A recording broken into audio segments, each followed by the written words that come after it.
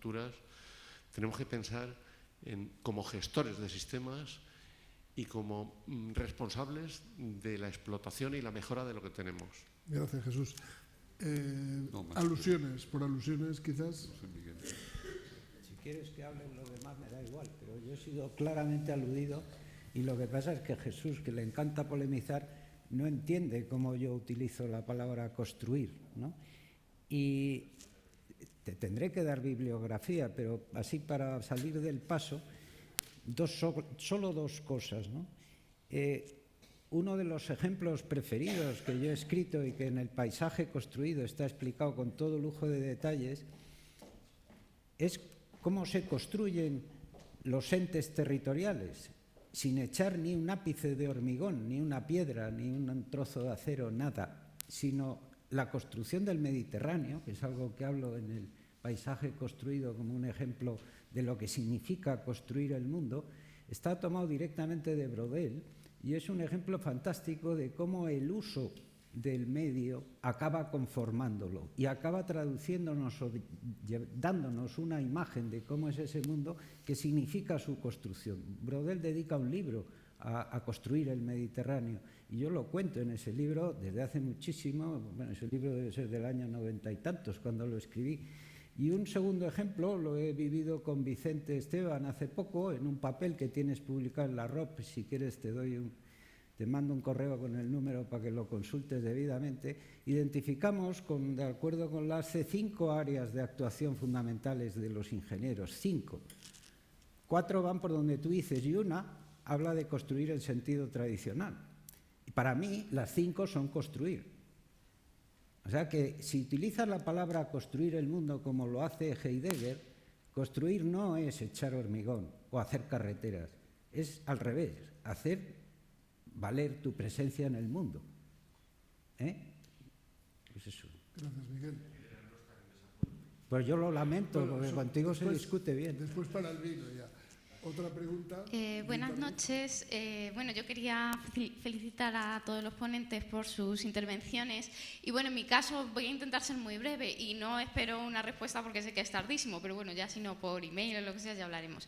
Y es que, claro, realmente el término paisaje es un término polisémico, entonces, claro, aquí se puede entender como escena, en cuyo caso, pues efectivamente la obra pública puede ser palco o escenario del paisaje y en ese caso sí que irrumpe o puede impactar sobre el medio ambiente, ¿no? Pero claro, por otro lado el paisaje se puede entender como un territorio construido que nos informa pues, sobre la movilidad, en el caso de las imágenes, por ejemplo, que nos mostraba César y demás.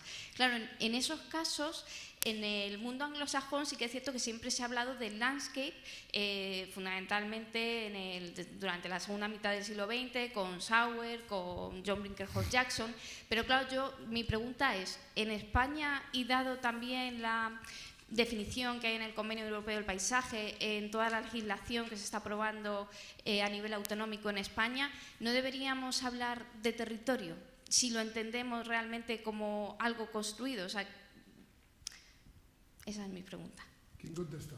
Es que no he entendido bien. Hablar de territorio en vez de paisaje. Sí, cuando hablamos si entendemos que la obra pública es configuradora de paisajes y que por tanto el paisaje lo que hace es informarnos de la evolución de las técnicas constructivas, si lo entendemos como un palimpsesto, no deberíamos referirnos más a territorio más que a paisaje, puesto que ahora mismo el concepto de paisaje, desde mi punto de vista, está un poco pervertido con el Convenio Europeo del Paisaje y siempre se habla tal y como es percibido por la población. Luego estamos hablando de una carga, de una subjetividad, o sea, el paisaje no existe si no existe una persona que percibe ese paisaje.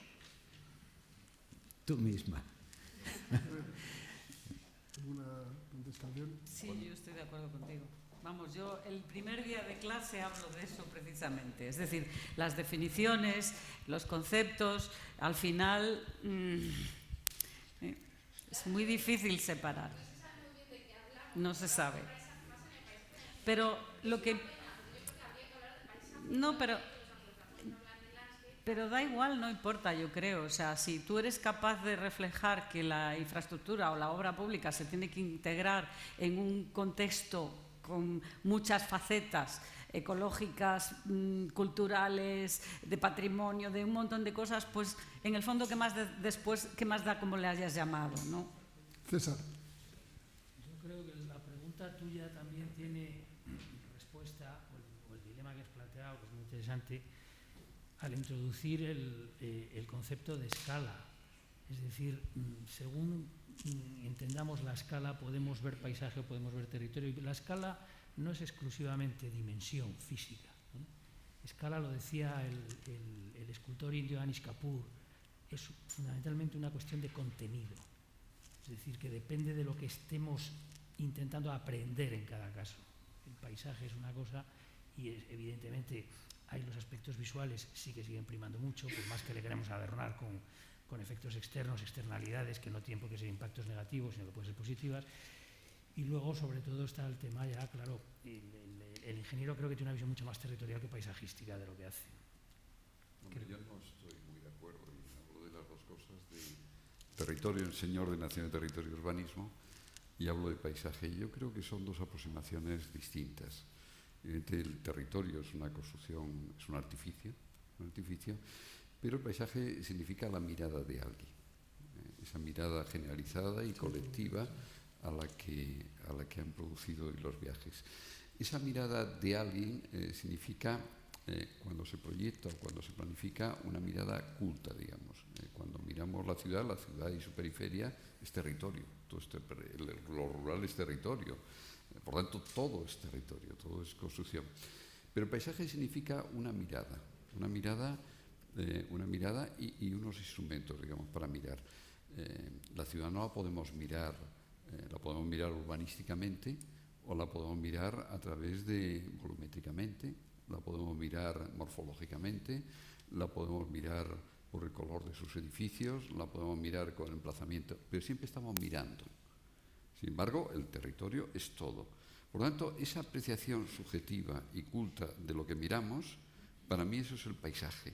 Por lo tanto, he intentado decir antes que es una construcción cultural. Lo que pasa es que hay una cultura detrás de esa mirada. Esto es un poco, por eso reivindico, digamos, la mirada desde el ingeniero, de alguna manera, ¿no?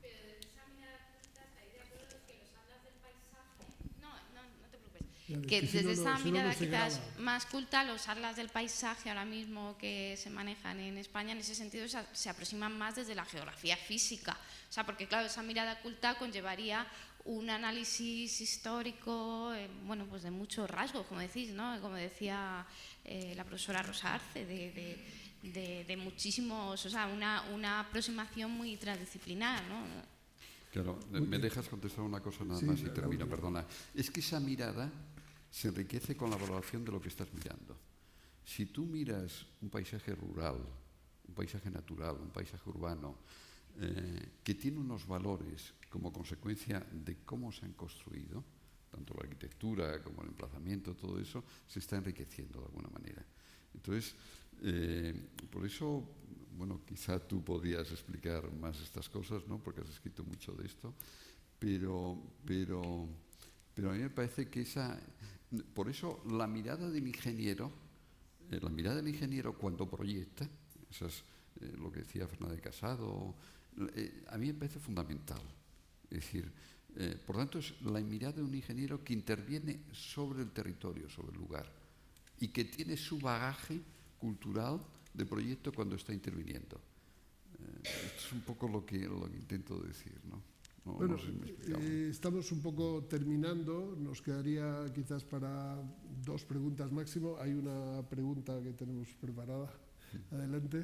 Yo quería relacionar un poco el paisaje con el estudio de impacto ambiental, porque yo lo hace, y un poco traspasando a la experiencia. No sé, debe ser.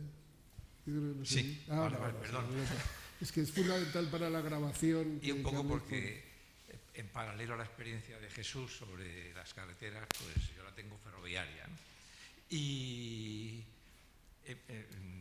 yo creo que lo que ha sido, o sea, yo creo que los estudios de impacto ambiental han sido muy positivos, y en particular para las obras públicas, porque le han permitido corregir muchas barbaridades. Pero también creo que han sido muchas veces, como se decía, un tocho y han estado demasiado burocratizados. Hay cosas que son absurdas. O sea, por ejemplo, y son absurdas incluso desde la integración en el paisaje de la obra pública.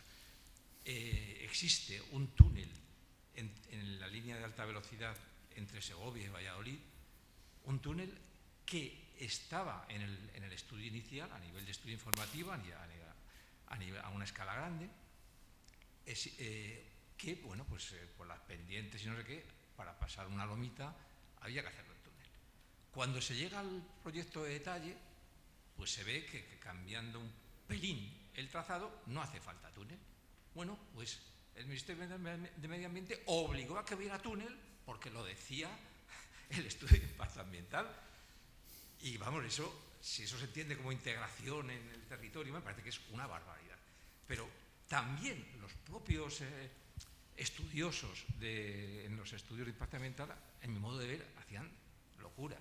Yo tuve una discusión tremenda con una ingeniería de las mayores del país que presumía, y a lo mejor tenían razón, de tener un equipo ambiental buenísimo dentro de la ingeniería en dos ocasiones diferentes. Pero voy a contar una sola de ellas sin datos concretos para que nadie se pueda molestar. Se trataba de un trazado ferroviario a lo largo de un valle precioso y que no había más remedio que hacerlo en ese valle. Y entonces lo que existía era de una cantidad de obra civil tremenda que en teoría lo integraba, pero es que siempre se olvida que las obras civiles hay que construirlas. Entonces, bueno, pues a lo mejor el resultado final pues se veía poco la obra civil, pero es que el resultado de la ejecución, y ahí podría referirme al embalse de Contreras, por ejemplo, que es un tema muy controvertido en el país también, pues era tremendo. Entonces dije, hay que volverla a estudiar.